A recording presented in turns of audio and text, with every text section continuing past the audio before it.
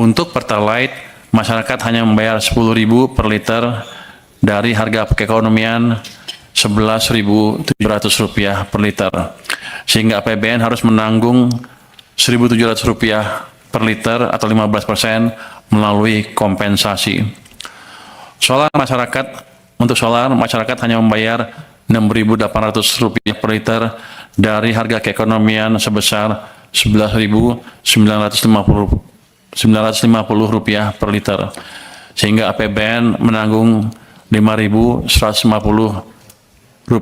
per liter atau sekitar 43%. Untuk LPG 3 kg, subsidi mencapai 70% dari harga keekonomian. Pola serupa terjadi pada listrik, solar, dan minyak tanah. Ini adalah bentuk keberpihakan fiskal yang akan terus dievaluasi agar lebih tepat sasaran dan berkeadilan. Assalamualaikum warahmatullahi wabarakatuh. Bapak Ibu pimpinan anggota Komisi 11 yang saya hormati, selamat pagi, salam sejahtera untuk kita semua. Puji syukur kita panjatkan kehadirat Allah Subhanahu wa Ta'ala atas rahmat dan hidayahnya hari ini kita dapat menghadiri rapat kerja Komisi 11 DPR RI dalam suasana yang tentram dan damai. Pada kesempatan yang baik ini kami akan menyampaikan tentang perkembangan realisasi subsidi dan kompensasi dalam APBN tahun anggaran 2025. Tapi mungkin karena saya waktunya agak terbatas, saya akan agak singkat sedikit ya Pak. Cuman saya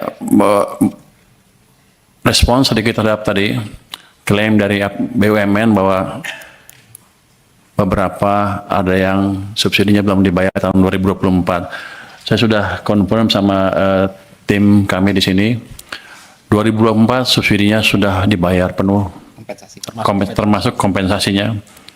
Yang terakhir bulan Juni ya, yang untuk Pertamina dan PLN Juni. Jadi harusnya sudah clear Pak itu. Saya nggak tahu kenapa belum masuk ke rekening mereka. Mungkin kita cek nyangkutnya di mana di mereka, tapi di tempat kami sudah kami kirim. Saya akan masuk langsung ke perkembangan dan tantangan subsidi. Tadi Pak Ketua juga bilang subsidi adalah untuk mengatasi ketidaksempurnaan pasar. Saya setuju Pak, setuju sekali, karena tidak semua anggota masyarakat bisa menikmati kue perekonomian secara merata. Jadi subsidi adalah salah satu alat untuk memastikan mereka juga bisa menikmati kue ekonomi kita yang sedang berkembang. Tapi saya tahu juga bahwa kalau kita salah sasaran, subsidi bahkan bisa memperburuk ketidaksempurnaan pasar. Itu yang kita monitor terus ke depan. Jadi nanti BUMN juga harus lebih hati-hati kalau menyalurkan subsidi, jangan sampai menimbulkan tadi ketidaksempurnaan di pasar kita sendiri. Relatif tingginya Ketua, bisa intrusi. Silakan Pak. Pak Menteri, sebelum maju lebih ini, tadi malam kita rapat sama BUMN itu sampai hampir jam 10 malam. Dan datanya itu data terakhir, bahwa mereka masih punya tunggakan. Nah ini harus dibuat clear dulu. 2025 ya. Jadi mana yang benar ini? Pak, Jadi datanya mereka atau datanya Pak Menteri, supaya kita nggak saling salah menyalahkan. 2020 Gitu Pak, tolong di-clearin dulu antara di dalam pemerintah, ini kan pemerintah. Itu Pak. ya, setahu saya sampai saat sekarang ya 2024 semuanya sudah dibayarkan datanya. Nanti kalau mereka ada klaim data yang belum dibayar, suruh menghadap saya secepatnya Pak. Tapi yang data yang kita miliki seperti itu. Memang 2025 masih ada yang belum dibayarkan, triwulan pertama, kedua, tapi kita mengikuti prosedur yang sedang berjalan sekarang. Kalau kita lihat nanti bulan Oktober yang triwulan pertama, kedua akan kita bayarkan penuh. Ya. Jadi, silakan dilanjut Pak. Oke. Jadi tolong nanti BUMN-nya menghadap kami Pak. Kamu bohong nggak? Nggak kan?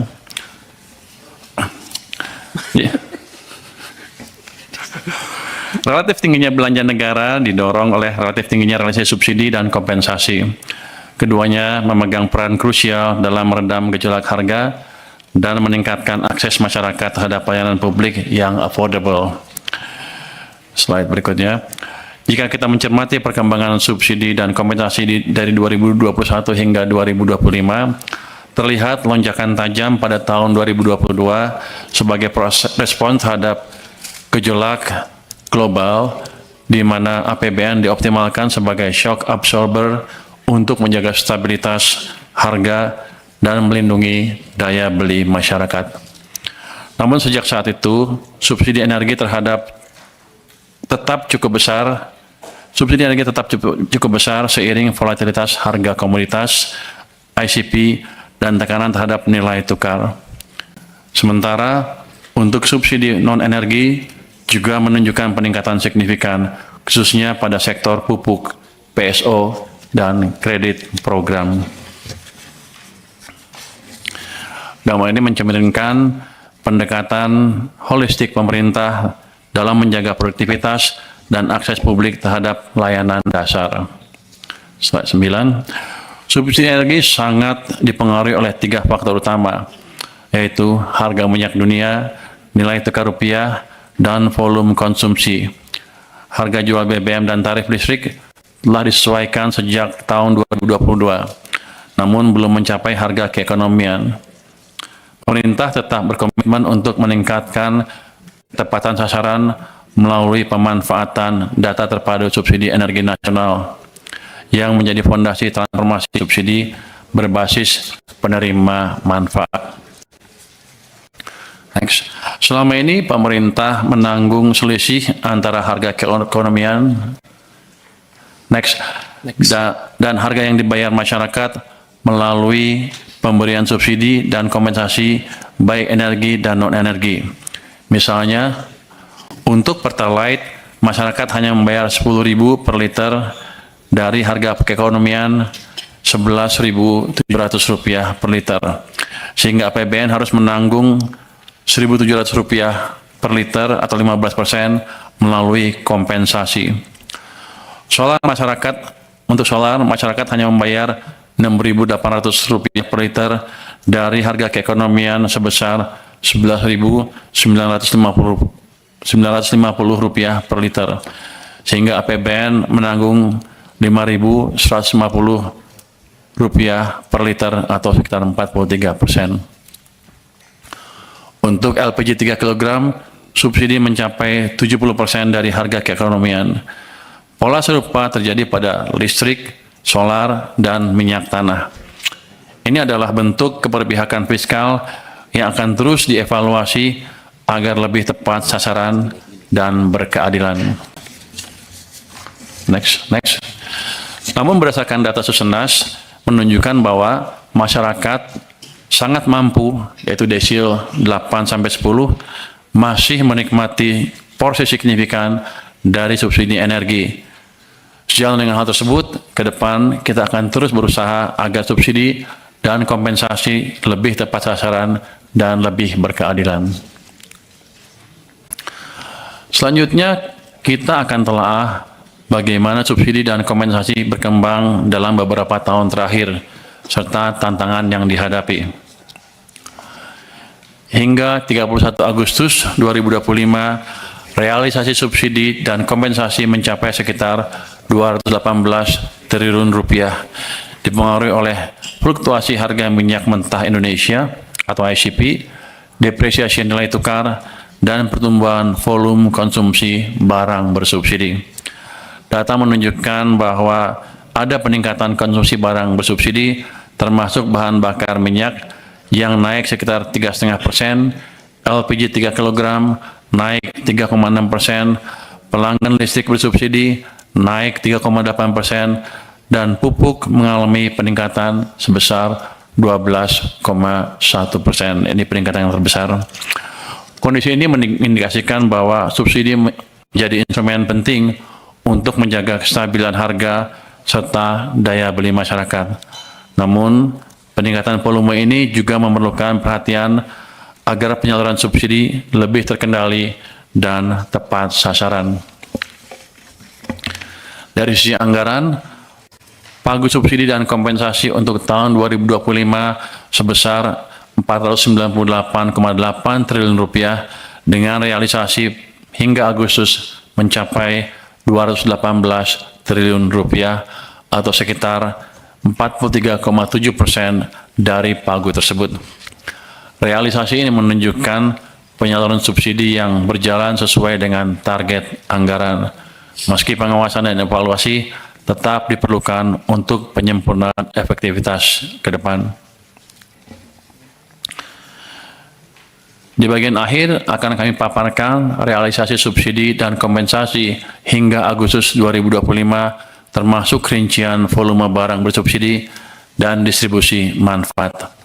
Dengan struktur ini, kita dapat melihat benang merah antara kebijakan fiskal, perlindungan sosial, dan upaya reformasi subsidi yang sedang berjalan. Di tahun 2025, subsidi tetap untuk solar, minyak tanah, dan LPG 3 kg tetap dilanjutkan dengan fokus pada ketepatan sasaran.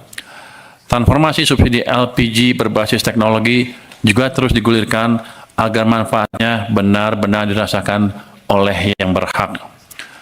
Realisasi subsidi hingga Agustus 2025 mencerminkan pembayaran tagihan Januari sampai Juli serta koreksi tahun sebelumnya, termasuk sisa kurang bayar 2023. Sementara itu, kompensasi BBM tahun 2024 dibayarkan sesuai hasil audit BPK dan volume yang signifikan untuk solar dan Pertalite. Subsidi listrik tahun 2025 diarahkan untuk golongan masyarakat miskin dan rentan sebagai wujud keadilan sosial dalam akses energi. Penyesuaian tarif bagi pelanggan non-subsidi dilakukan secara berhati-hati, mempertimbangkan daya beli dan kondisi ekonomi nasional. Pemerintah juga mendorong transisi energi yang efisien dan berkelanjutan dengan memperhatikan aspek sosial, fiskal, dan lingkungan.